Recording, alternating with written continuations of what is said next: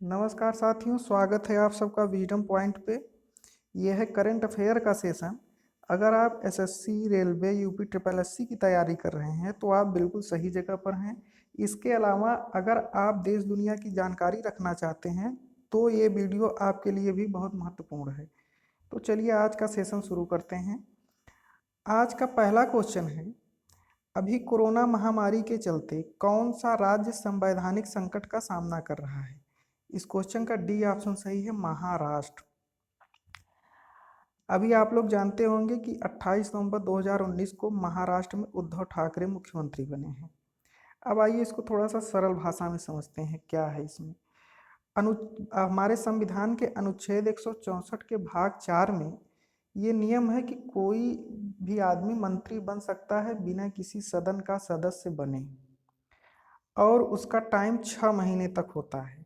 तो आप लोग जानते होंगे कि उद्धव ठाकरे न तो कहीं से चुनाव लड़े थे और न ही किसी विधान परिषद के सदस्य थे।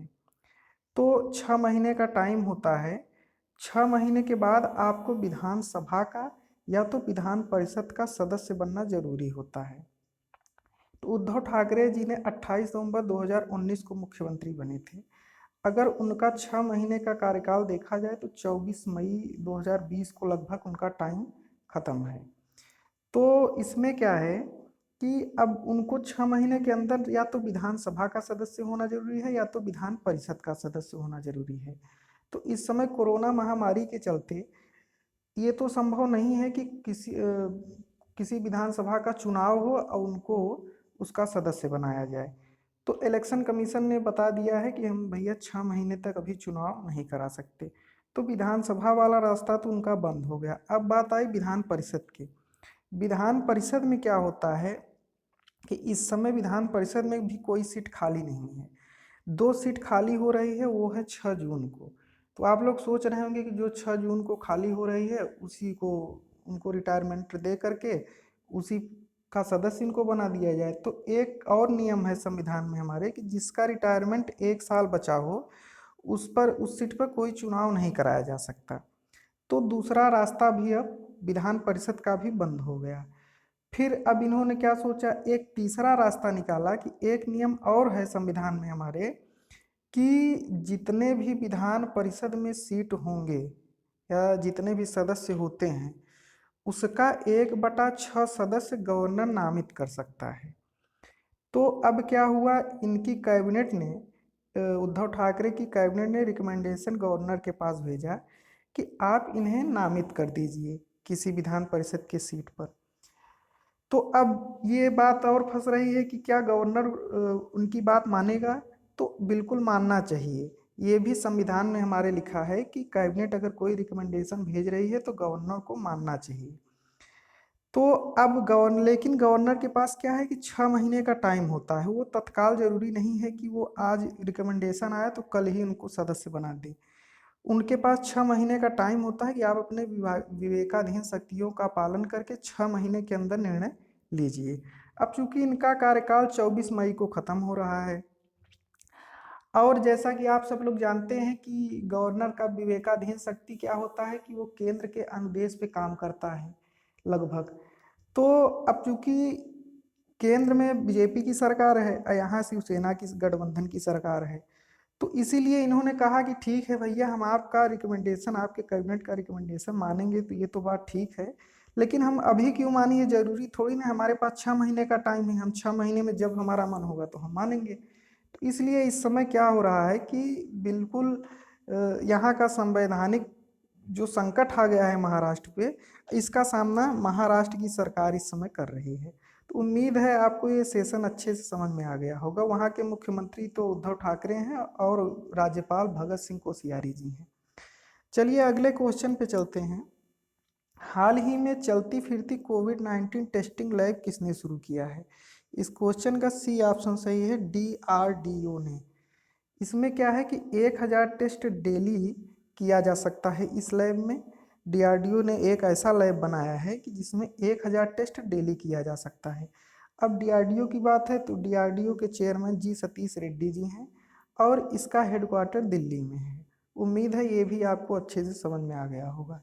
चलिए अगले क्वेश्चन पे चलते हैं। क्वेश्चन नंबर 3 है, अभी भारत सरकार ने किसके खिलाफ हिंसा को रोक समाप्त करने के लिए एक अध्यादेश लाया है? तो इस क्वेश्चन का ये ऑप्शन सही है, स्वास्थ्य कर्मी। जैसा कि आप इस समय देख रहे होंगे टीवी पे या न्यूज चैनल पे कि लोग स्वास्थ्य कर्मियों के साथ बहुत अभद्र व्यवहार कर रहे हैं। कुछ उपद्रवी लोग मारना पीटना भी शुरू कर दिए थे। लेकिन ये तो ठीक बात है नहीं कि कोई अपने जान पे खेल करके हमारी सुरक्षा करे और उस उनको कोई उपद्रवी लोग मारे पीटें या अभद्र व्यवहार करें। तो इसीलिए सरकार ने राष्ट्रपति से कहकर एक अध्यादेश जारी किया। अब अध्यादेश का मतलब क्या है? अध्यादेश का मतलब ये है कि जब लोकसभा और राज्यसभा का सेशन न हो, मतलब लोकसभा और राज्यसभा में सेशन न चल रहा हो, अब कोई ऐसा काम देश को आ जाए कि जो कि बहुत बेहद ज़रूरी हो, तो अनुच्छेद 123 के तहत केंद्रीय मंत्रिमंडल की सहायता से राष्ट्रपति एक अध्यादेश पारित कर सकता है। इस अध्यादेश के तहत स्वास्थ्य कर्मी से जो भी अभद्र व्यवहार करेगा उस पर उचित कार्रवाई होगी। उम्मीद है ये भी आपको अच्छे से समझ में आ गया होगा। चलिए अगला क्वेश्चन है, अभी किस राज्य में रावी नदी पर कसोवाल पुल का निर्माण हुआ है? इस क्वेश्चन का ए ऑप्शन सही है, पंजाब। अब आइए इसको देखिए, बॉर्डर रोड ऑर्गेनाइजेशन BRO, जैसे हम लोगों का यहाँ पे क्या होता है कि PWD होता है, एक पब्लिक वर्क डिपार्टमेंट, उसी प्रकार से एक संस्था और है केंद्र सरकार की, BRO, बॉर्डर रोड ऑर्गेनाइजेशन।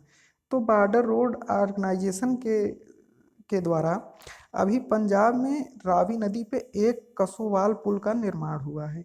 अब बात पंजाब की है, तो पंजाब की राजधानी चंडीगढ़ है।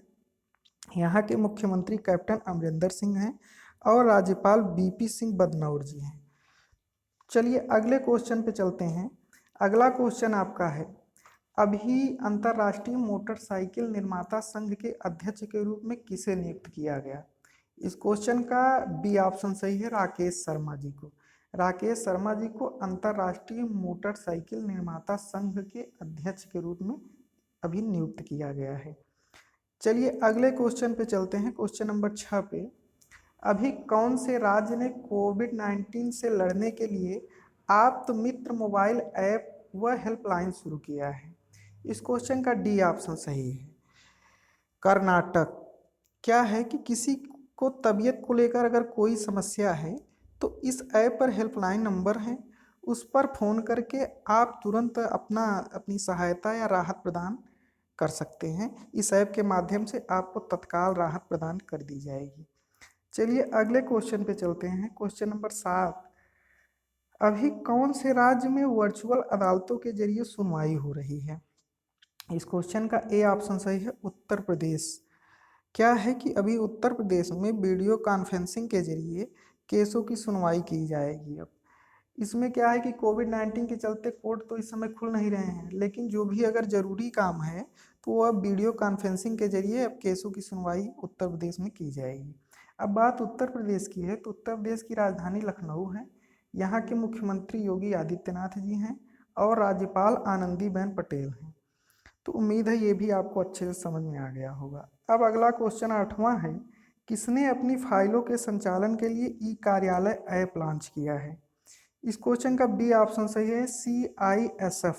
CISF ने अपने फाइलों के संचालन के लिए एक ई कार्यालय ऐप लॉन्च किया है। क्या है कि कोविड-19 के चलते फाइलों का आदान प्रदान होता है तो उसको कोई टच ना करे, इसलिए इस ऐप के माध्यम से अब फाइलों का आदान प्रदान होगा, जिससे कि इसको कोई टच ना करे और कोरोना वायरस फैलने का चांस कम रहे। इसीलिए CISF ने ई कार्यालय ऐप लॉन्च किया है। तो उम्मीद है ये भी क्वेश्चन आपको अच्छे से समझ में आ गया होगा। अब क्वेश्चन नंबर 9 है आपका, किस राज्य सरकार ने खाद्य सामग्री की घर पर डिलीवरी करने के लिए एक ऐप लॉन्च किया है? इस क्वेश्चन का ए ऑप्शन सही है, झारखंड। अभी क्या है कि झारखंड बाजार नामक एक ऐप लॉन्च किया गया है। इस ऐप के माध्यम से क्या है कि घर तक खाद्य सामग्री की डिलीवरी की जाएगी, जिससे कि माने झारखंड के जो भी नागरिक हैं वो बाहर ना निकलें आसानी से उनके घर पे जो भी खाद्य सामग्री होगी इस ऐप के माध्यम से डिलीवर की जाएगी। अब बात झारखंड की है तो झारखंड की राजधानी रांची है और यहाँ के मुख्यमंत्री अभी हेमंत सोरेन जी हैं और राज्यपाल द्रौपदी मुर्मू जी हैं। अगला क्वेश्चन है आपका क्वेश्चन नंबर 10। किस राज्य सरकार ने टेलीमेडिसिन सेवाओं को शुरू किया है? इस क्वेश्चन का बी ऑप्शन सही है, पंजाब सरकार ने। अभी क्या है, अब टेलीमेडिसिन की बात आती है। अब टेलीमेडिसिन की बात आती है तो पंजाब सरकार ने इसके माध्यम से क्या किया है कि आवश्यक दवाओं को घर पर ही डिलीवर करने का निर्णय लिया है।